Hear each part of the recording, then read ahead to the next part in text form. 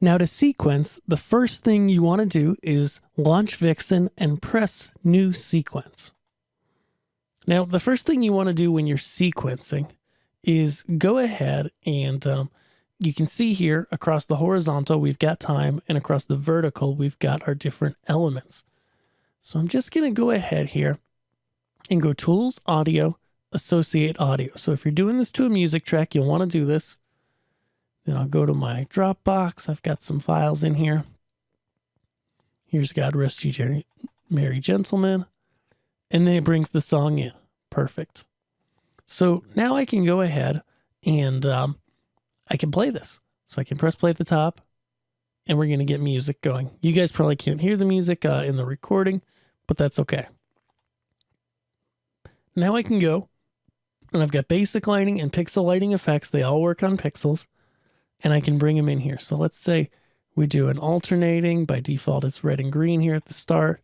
I'm not really doing this to the music. And then we do a fire on the grid. And then we do, sure, a curtain on the columns. And I'm just going to bring those in. Let me shrink this down a little so it's easier to see and press play.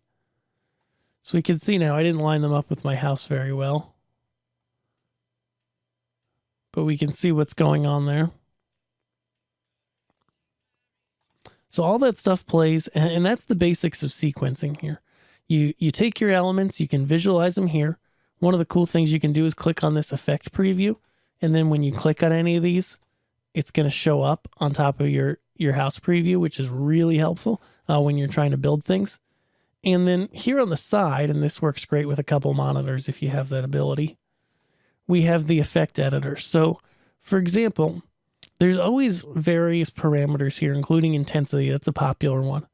And you can double click these to bring up this graph where you can drag the intensity up and down, but you can also turn it into a curve. So you can drag one point or another. You can go ahead and just go in here and add points if you need to. You hold down Control, you can press, and then you can change how it fades in and possibly how it fades out.